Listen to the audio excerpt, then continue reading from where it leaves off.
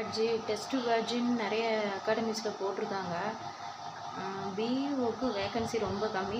அது நோட்டிஃபிகேஷன் வருமா வராதுங்கிறது ரொம்பவே டவுட்டில் தான் இருக்குது.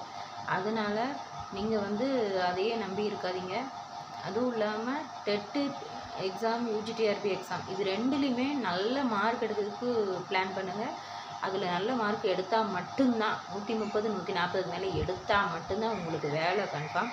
அதுவும் இல்லாமல் 2013, 17, 19 எழுதினவங்களுக்கு இன்னும் வேலை கிடைக்கல. ஏன்னு கொஞ்சம் திங்க் பண்ணி பாருங்கள். இந்த 130, 140 மேலே தான் மார்க் எடுத்தால் ஜாப் கன்ஃபார்ம் ஆகுறத பற்றி ஒரு லாங் வீடியோ ஏற்கனவே போட்டிருக்கேன். பார்க்காதவங்க போய் பார்த்துருங்க. அதுவும் இல்லாமல் டெட்டுங்கிறது ஒரு எலிஜிபிலிட்டி எக்ஸாம் மட்டும்தான். சரியா? அதையும் நம்பிட்டு பல வருஷங்களை தொலைக்காதீங்க. நம்மளோட வாழ்க்கையோட நேரங்கள் ரொம்பவே நமக்கு முக்கியமானவை.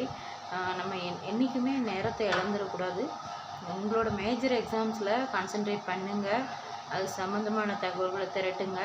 என்னென்ன புக்கு வாங்கணுமோ வாங்கி படிங்க. அவ்வளோதான் சொல்ல முடியும். மெயினாக ஒரு எக்ஸாமை மட்டுமே நம்பிக்கிட்டு தயவு செஞ்சு இருக்காதீங்க. இப்போது நான் சொல்கிற டெட் எக்ஸாம் ப்ரமோஷனுக்கு ஹெல்ப்ஃபுல்லாக இருக்கும். 7 வருஷத்துக்கு சர்டிஃபிகேட், நீங்கள் ஒரு டீச்சர் அப்படின்னு சொல்லிட்டு அதை வச்சு ப்ரைவேட் ஸ்கூலில் போகலாம் வேலைக்கு. ஆனால் வேலைக்கான எலிஜிபிலிட்டி கிடையாது. அதை நான் மென்ஷன் பண்ணியிருப்பேன் வீடியோவில் தெளிவாக.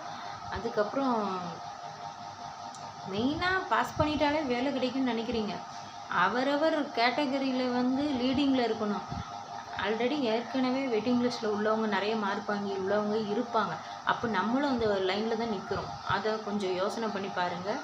உங்களோட மேஜர் எக்ஸாம்ஸில் நிறைய படிக்க பாருங்கள். நாங்கள் படிச்சுட்டே இருக்கணுமா அப்படின்னு நினைப்பீங்க. நம்ம எல்லாருக்குமே அப்படி தான் தோணும். வேறு வழி இல்லைங்க. இங்கே படித்தா மட்டும்தான் வேலை, படித்தவங்களுக்கு மட்டும்தான் இங்கே இடம்.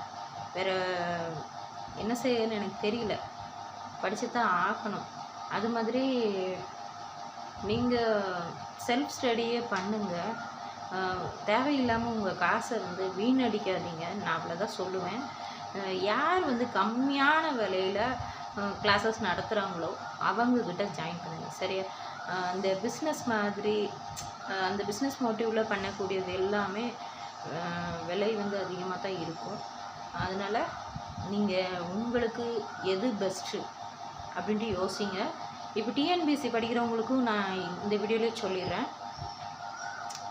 ஒரு எக்ஸாம் மட்டும் எழுதாதீங்க. குரூப் 2க்கும் எழுதுங்க. சரியா? குரூப் 2 இல்லை, குரூப் 1 கூட எழுதலாம்.